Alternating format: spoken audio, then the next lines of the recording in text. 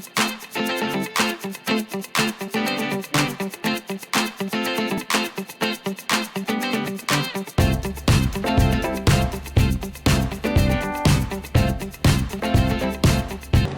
good morning, everybody. This is DearMamaSal on a cold morning. 5 degrees here in southern British Columbia, which would make it 41. Quite honestly, it feels colder than that right now. I'm definitely going to have to be digging out the coat this weekend. If it gets much colder than this, I will be sorry. So I wanted to let you know that I had a really interesting drive home last night. We had a wicked windstorm come up during the day. You remember we had the rainstorm the night before, the really torrential rainstorm. But last night we had windstorms up to about 80 miles an hour in certain areas. And a good part of the drive home, I have about a 20-minute drive to get home. And a good part of that was in the dark. Now, you say in the dark, of course I had headlights and stuff, but when I'm, no house lights on, no street lights were on, now that I think about it. Street lights were on, but it was eerie. You sort of get used to driving home even in the dark with certain people have got their Christmas lights starting and stuff like that, so it's always entertaining for me. It was not entertaining last night. It was a bit more white knuckle stuff for me. What I found really interesting, and I hadn't noticed it before, and I don't know if it always happens, was that although all the residential lights were out, all the businesses were still functioning. In other words, I needed gas, and I was a bit worried maybe the gas station wouldn't have power. But it did, and it was very important, therefore, because the McDonald's is right next to the gas station. I felt duty-bound to pick up some poutine from McDonald's to eat while they were filling up my car. Because, maybe there wasn't any electricity back at my house. How do you like that word? I thought it was a pretty good excuse. By the way, very disappointing. I actually quite like the taste of McDonald's Butene, but it's like, could they give you any less? They don't give you what I call a decent portion of it. So, in a way, I suppose it's healthier for me. Because if they gave me twice as much, I would have eaten twice as much. Because it does taste really good. Anyway, enough said. And this is my treat, you see, when I go to fill up my car. I sort of swing by the McDonald's, pick up some health food, and then do myself the luxury of having somebody fill my car. At my age, I reckon I'm entitled. And I only fill up my car twice a month. So for my reckoning, I'm happy to pay the extra, have somebody stand in the cold and wet and do it for me. Yay. That's called luxury. I don't give myself a lot of luxuries, but that is one of them. Okay, got a little bit of a problem here. Oh, of course, I had to time it beautifully, just in time for a dump truck full of rock to arrive. It could be here for a little while. Of course, the name Richard comes to mind, but never mind. Now, did I ever tell you that I'm watching, these front-end loaders and things and a backhoe? Did I ever tell you that I worked with a backhoe company once? It was quite fun. Because it was in the days when I was really quite gorgeous and had legs that went up to my eyebrows, and hot pants were in. So put all that combination together, and you know that Sal in hot pants at a trade show for a company that sold backhoes was quite fascinating. And I had such fun. Because, now this is really strange, isn't it? Because apparently there were lots of good-looking,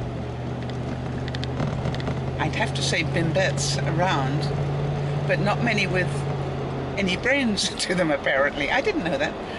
So what happened was that I actually ended up not only working for the company that I worked for, but in the evenings, another company actually paid me good money to sit and drink in their bar with them, which I thought was quite funny.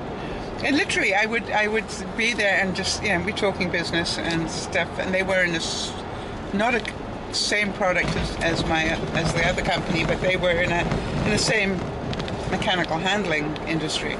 And I could talk ad nauseum on mechanical handling because I was in the business and I studied it and I knew what I was talking about.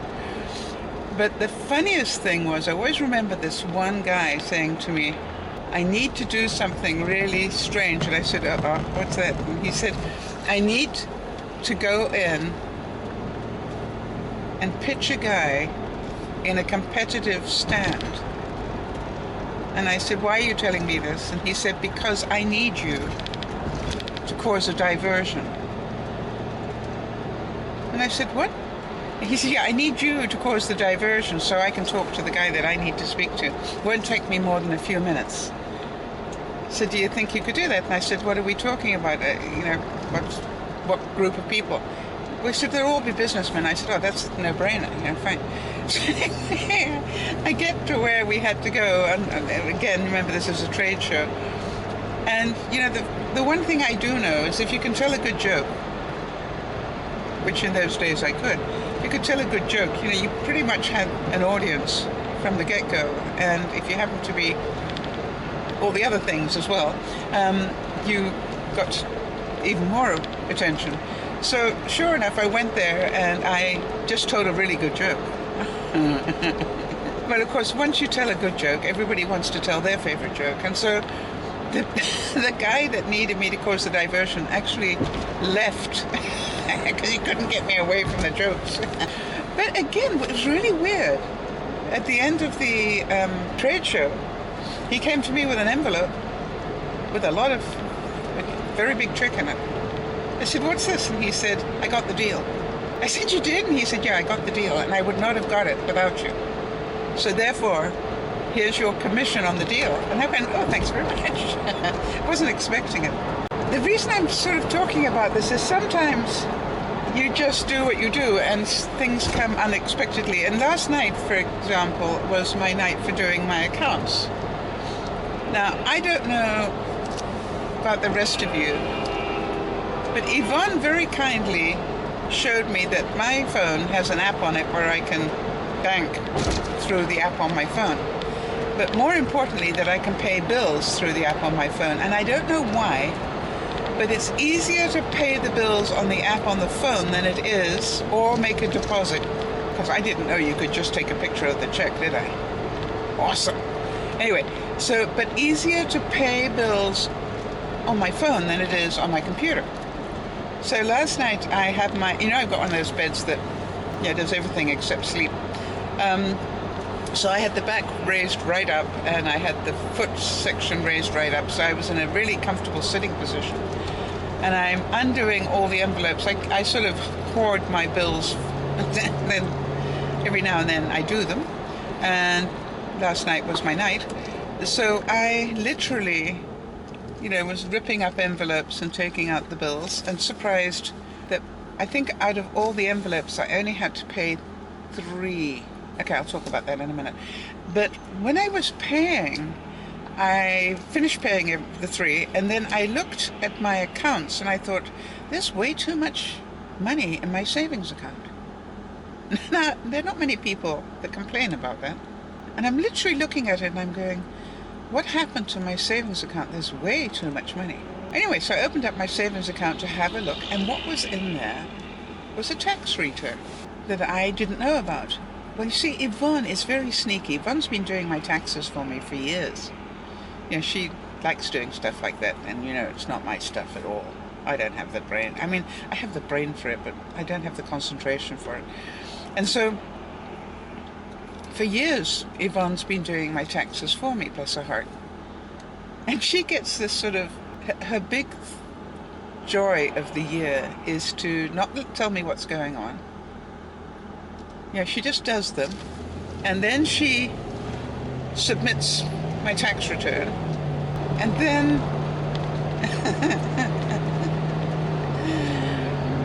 then I have this moment, and I never quite know when she's going to be doing it, right? Because she does it at different times of the year. And I had no idea. And so it was really a very nice shock at this time of the year, just before Christmas, that I had, you know, enough money for Christmas stroke or vacation, depending on how I want to spend it. So, but the other thing that I have always done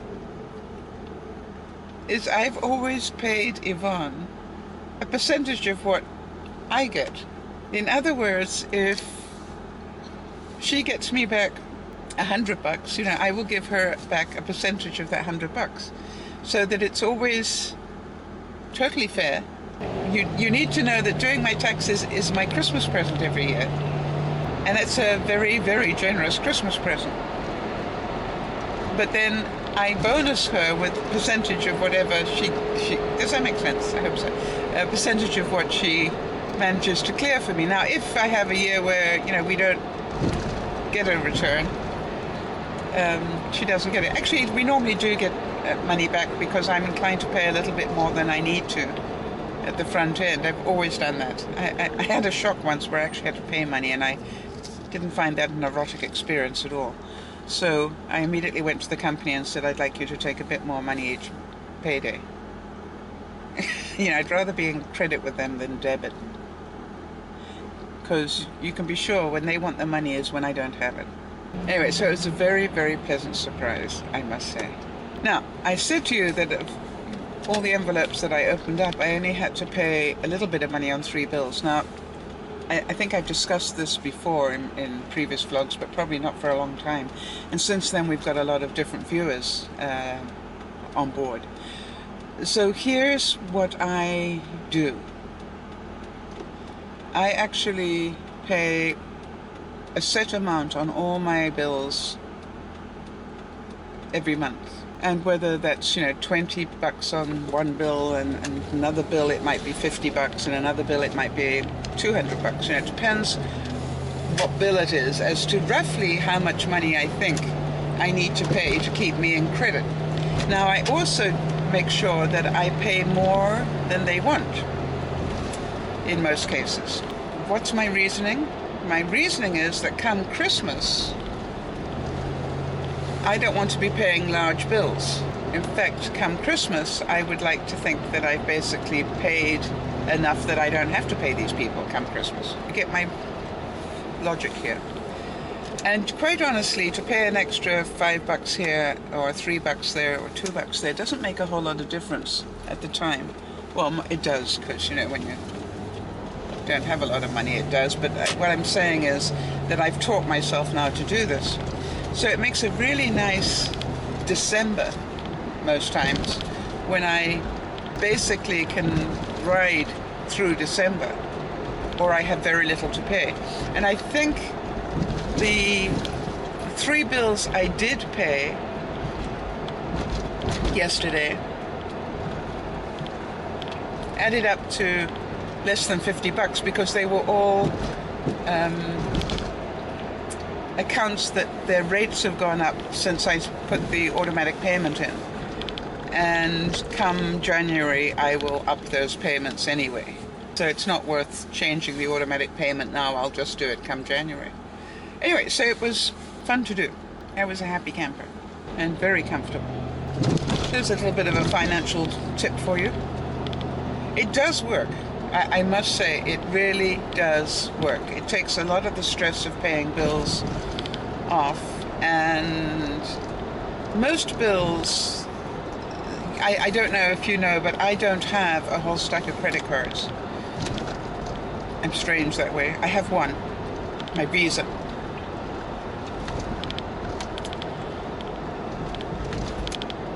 And my Visa's got a pretty good limit on it, and I could have it put up in a heartbeat.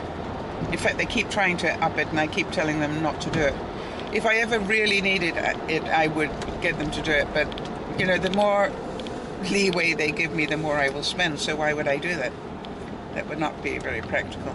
I literally just have my Visa. That is my one indulgence. And I have, over the last couple of years, been trying to train myself not to use it too much. I will still pay certain things on it, like my gas and stuff like that, because they are expenses that I may or may not be able to use on my tax returns. You know what I mean? So those sort of things that are likely to come up on a tax return, I want to make sure I've got a solid, what do you call it? A paper trail. And the Visa is a very useful one. Now, at the moment, I must admit that I am not making the sort of money that makes this a major issue. But I've always been a business person, and in terms of doing that, I've learnt those sort of practices that are really good to do.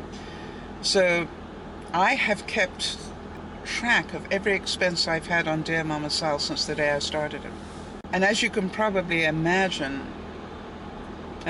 most people wouldn't have an idea of what they have spent. But I have kept every single receipt, and I have kept every single whatever since I started DearMamaSal, which means that I am running DearMamaSal at a loss, because for sure it doesn't pay for what I've spent. But that's okay. It's not an ego thing. What it is there for is because once, if it ever happens, that DearMamaSal actually starts making money, I will be able to claim all those losses against whatever money I make for some years. So if any of you are thinking of starting a YouTube channel or anything, and run it like a business. And there is not a law that says you cannot run a business at a loss.